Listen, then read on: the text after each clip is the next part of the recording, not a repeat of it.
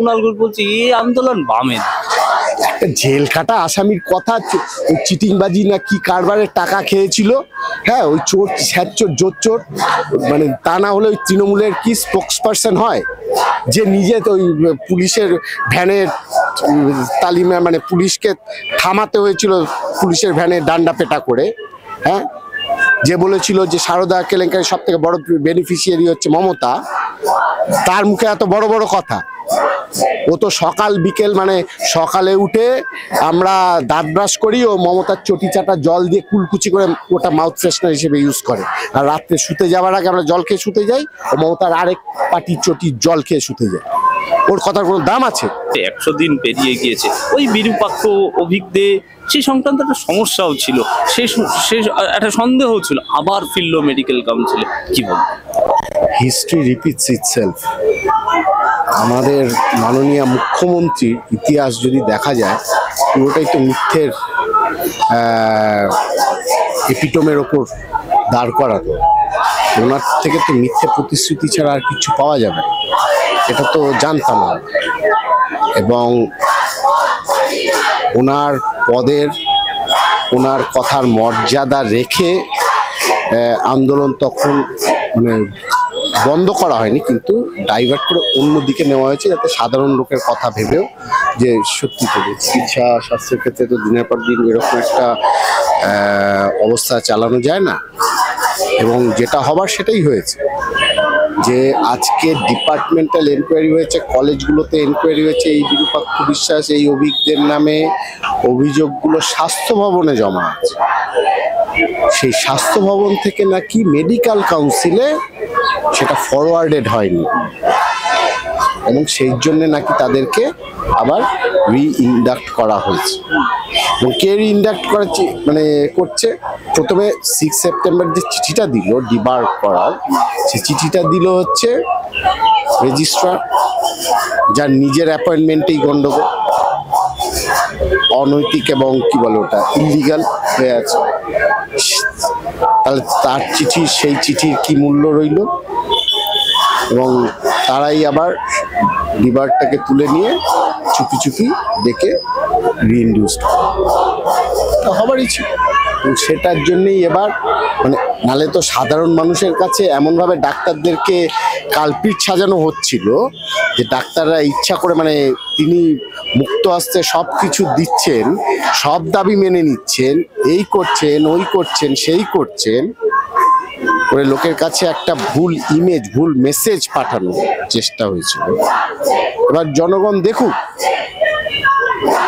যে কোন প্রতারকের পাল্লায় আমরা আছি রাজ্যে। স্বাস্থ্য বলছে যা যা অভিযোগ হচ্ছে, তার নামে চার্জশিট ছিল, সে চার্জশিটে নাম দেওয়া হয়নি, তার অভিযোগ সেরকম নেই, তাই ডাকা হয়েছে।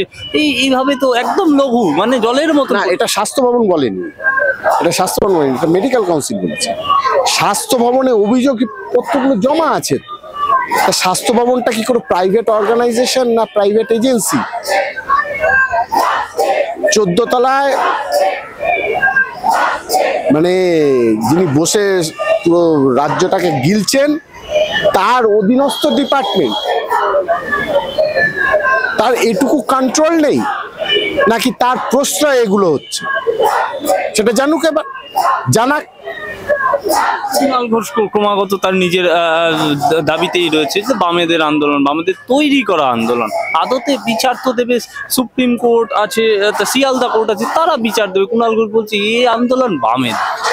একটা জেল খাটা আসামির কথা, ওই চিটিংবাজি না কি কারবারের টাকা খেয়েছিল, হ্যাঁ ওই চোর ছ্যাচোর জোর চোর, মানে তা না হলে ওই তৃণমূলের কি স্পোক্স পার্সন হয় যে নিজে তো ওই পুলিশের ভ্যানের তালিমে, মানে পুলিশকে থামাতে হয়েছিল পুলিশের ভ্যানে ডান্ডা পেটা করে, হ্যাঁ যে বলেছিল যে সারদা কেলেঙ্কারির সব থেকে বড় বেনিফিশিয়ারি হচ্ছে মমতা, তার মুখে এত বড় বড় কথা।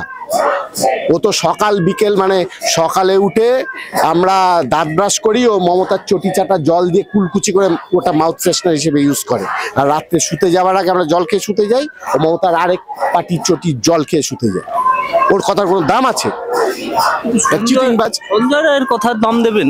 সেও প্রিজন ভ্যান চাপড়ে বললো আমি যদি মুখ খুলি তাহলে কিন্তু অনেকটা, তাহলে আশঙ্কা করা হচ্ছে যে সঞ্জয় রায় আরো কোনো গভীরে তথ্য। দাঁড়ান, শুধু সঞ্জয় রায় কেন, ওই যে কয়লা কেলেঙ্কারি কি মিশ্র, হ্যাঁ, তার ভাইও তো চমকেছে না যে আমি মুখ খুলে সরকার পড়ে যাবে।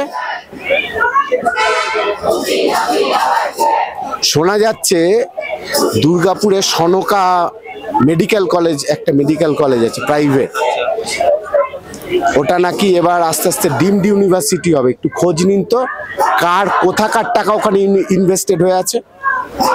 কেন এই আশঙ্কা করছে? না, আপনারা খোঁজ নিন। কয়লা পাচার, গরু পাচার, বালি পাচার, সেই টাকাগুলো কোথায় ইনভেস্টেড হচ্ছে একটু খোঁজ নিন।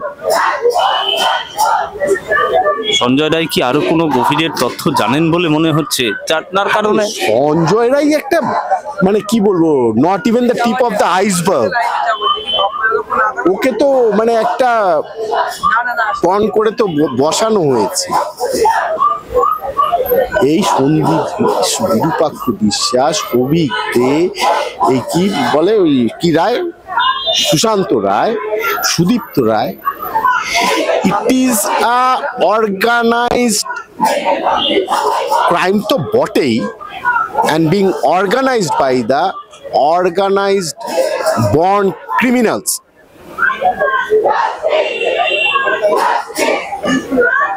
এই সন্দীপ ঘোষই যখন আরজি করের আগে প্রিন্সিপাল ফেজে তারা খেয়েছিল ছাত্রছাত্রীদের, কেন খেয়েছিল? সুদীপ্ত রায়ের ওষুধ, শাইন ফার্মাসিউটিক্যাল বলে একটা ওষুধ কোম্পানি আছে গুজরাটে, শুনেছি নাকি তার 10,000 কোটি টাকার উপর টার্ন ওভার এক্সেট্রা। হ্যাঁ, তো ওটার সঙ্গে একটু কার একটু যোগ আছে আমাদের মেডিকেল কাউন্সিলের লোকজনের, একটু খবর নিলে জানা যায়। শান্তনু সেন প্রতিবাদ করলেন, সেখান থেকেও বাদ পড়তে হলো, এই তো রোগী কল্যাণ। না, তার শান্তনু সেন এখনো তো পদাধিকারী শাসক পার্টি, উনি এখন চুপ কেন, এখন মুখ খুলছেন না কেন? হাতে ঘা লেগেছিল তখন, ওনার মেয়ের কি অ্যাডমিশন, অমুক তসুক, কে কিভাবে ভর্তি হয়েছে সবাই জানে। হ্যাঁ, এবং আজকে হঠাৎ একেবারে চুপ কেন? মাঝখানে তো আপনারা নিশ্চয়ই জানে যে আমাদের রাজ্যের যে নবাব পুত্র এখন আছে, সে ওই কি ওই দক্ষিণ ডায়মন্ড হারবারের ওখানে কোথায় ডাক্তারদের নিয়ে বিরাট সব মানে সমাবেশ মতো কি মিটিং মিছিল করেছিল ইত্যাদি, সেখানে নাকি শান্তনু সেনকে আহ্বায়ক করে শান্তনু সেনের নাম ছিল, পরে তার নামও কাটা গেছে। ভাই, when there is a beginning there is a end as well. একটা কথা একটু পরিষ্কার করবেন, জুনিয়র ডাক্তার অ্যাসোসিয়েশন বলে একটা অ্যাসোসিয়েশন হলো হঠাৎ করে, তারা বলছে জুনিয়র ডাক্তার ফ্রন্ট, তারাই নাকি থ্রেড কালচার চালায়, সে কারণে আমরাই তো বিতাড়িত, কিন্তু আমরাই থ্রেটের শিকার, তারা বলছে জুনিয়র ডাক্তার অ্যাসোসিয়েশন। সত্যি তো, যখন হঠাৎ এই কি অ্যাসোসিয়েশন না কি যেটা বললেন যে তৈরি হলো, মানে বলে জানা গেল আর কি, তো সেটার ইয়েটা শাসক শ্রেণীর ফেসবুক পেজ থেকে প্রচার করা হয়েছিল। হ্যাঁ, এবং হঠাৎ একটা রাজনৈতিক দল তার ফেসবুক পেজ থেকে কেন প্রচার করলো সেটা? তাহলে কাদের মদত আছে? আজকে West Bengal junior doctors front বা জয়েন্ট ডক্টরস প্ল্যাটফর্ম বা এই যে সংগঠনগুলো যারা আজকে এই আন্দোলনে রাস্তায় নামতে বাধ্য হয়েছে, তাদের কোনো সরাসরি কোনো রাজনৈতিক দল থেকে প্রচার করা হয়েছে? হ্যাঁ, হয়তো আমি ব্যক্তিগত, আমরা প্রত্যেকটা মানুষেরই একটা রাজনৈতিক মতাদর্শ থাকে, সত্তা থাকে, সেইখান থেকে আমরা করেছি, প্রচার করেছি যে এটা অমুক দিনে মিছিল, অমুক দিনে অবস্থান, অমুক দিনে অমুক। তো ডাইরেক্ট মানে একেবারে এনকারেজিং ওয়েতে as if they were the host, সেইভাবে করেছে এরকম দেখা। অর্থাৎ শাসক শ্রেণী যখন হঠাৎ জেপিডি বাদ দিয়ে, জয়েন্ট ডক্টরস জুনিয়র ডক্টরস ফোরামকে বাদ দিয়ে অ্যাসোসিয়েশনকে প্রমোট করেছে, তার মানে তাদের সঙ্গে নিশ্চয়ই নেক্সাস নেটওয়ার্ক আছে। আর যদি তাই হয়, মরা কান্না যদি কাছে তারা থ্রেটেন্ড হয়েছে, তার শাসক শ্রেণীর তো পা চেটে বেড়াচ্ছে, তাহলে এতদিন চুপ করে ছিলিস কেন তোরা? Why didn't you raise the flag?